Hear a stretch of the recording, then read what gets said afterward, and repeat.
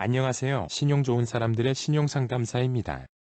이번 영상에서는 개인 회생과 워크아웃을 비교하고 선택해야 하는 이유를 알아보도록 하겠습니다. 채무 감면, 월 상환액 부담, 신용회복.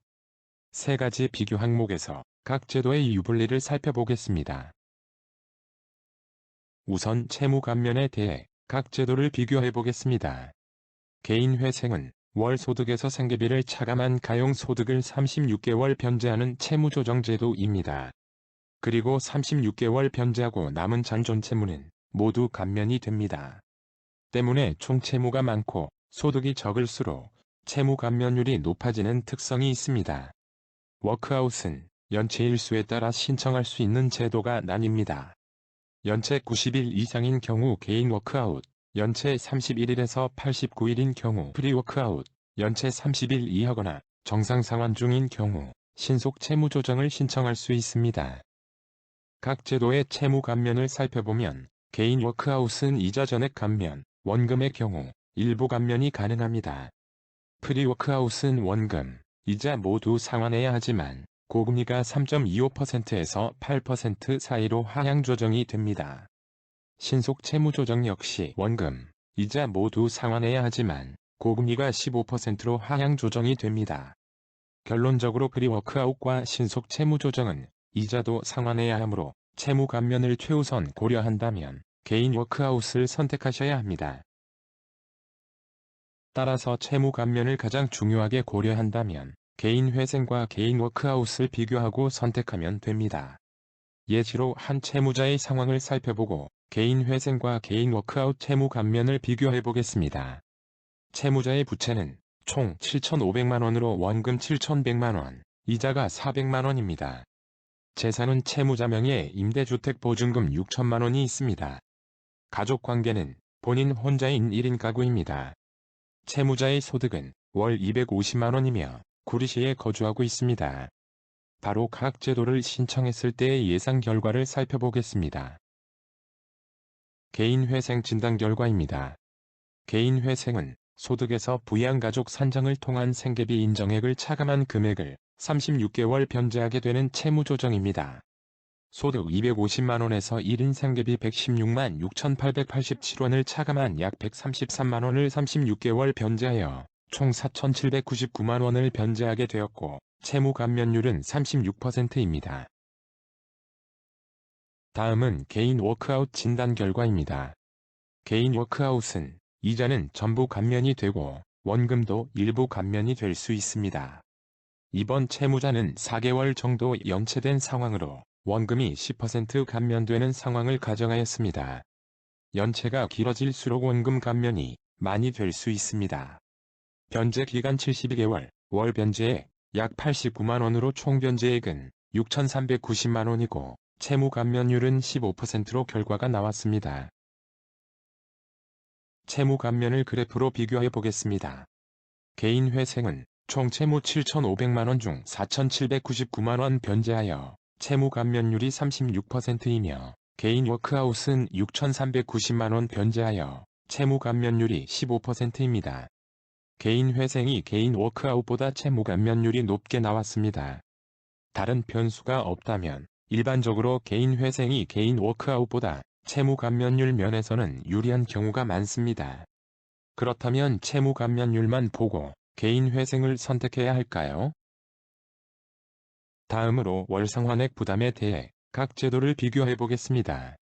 개인 회생에서의 월 상환액은 소득에서 부양가족에 따른 생계비 인정액을 차감한 금액입니다. 화면 오른쪽에서 22년 기준 부양가구 원당 인정받을 수 있는 생계비를 표로 확인하실 수 있습니다. 개인 회생에서는 정해진 생계비 이외에 추가 생계비를 인정받기 매우 어렵습니다.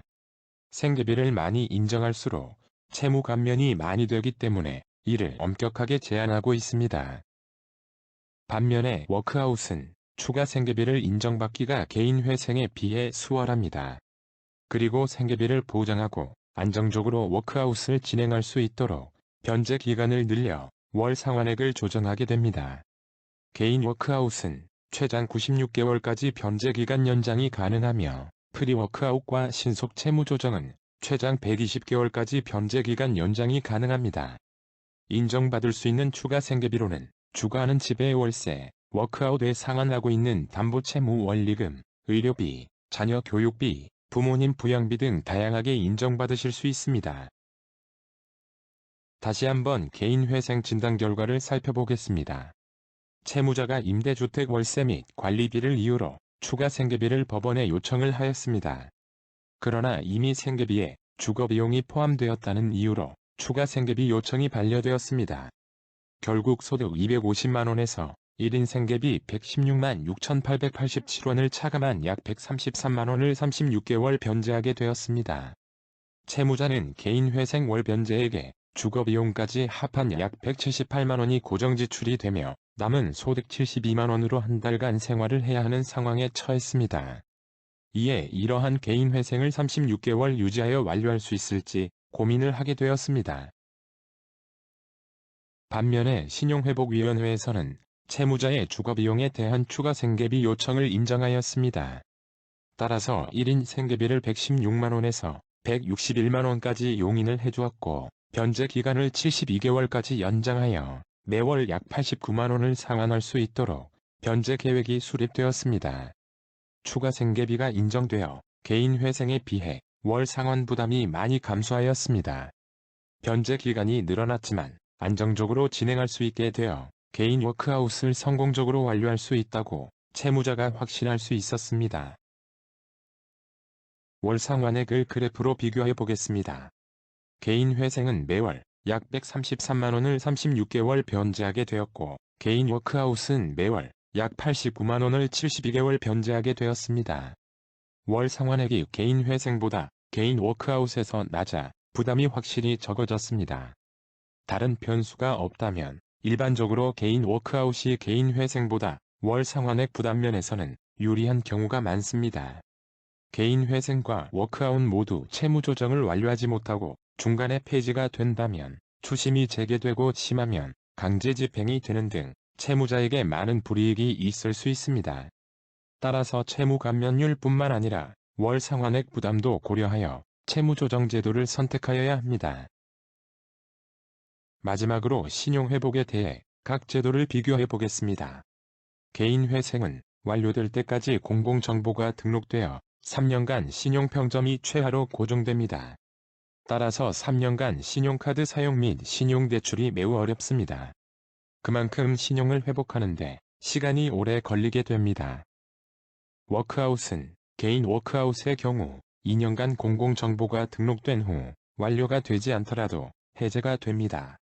따라서 개인회생보다는 빠르게 신용이 회복되실 수 있습니다.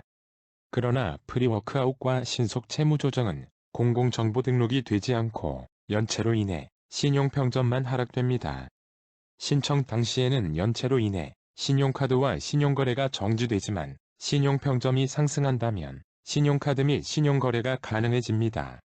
따라서 채무가 많지 않거나 가까운 시일에 대출이 필요하신 경우에는 신용회복이 빠른 신속 채무조정 또는 프리워크아웃을 선택하시는 것도 고려해 볼 수 있겠습니다.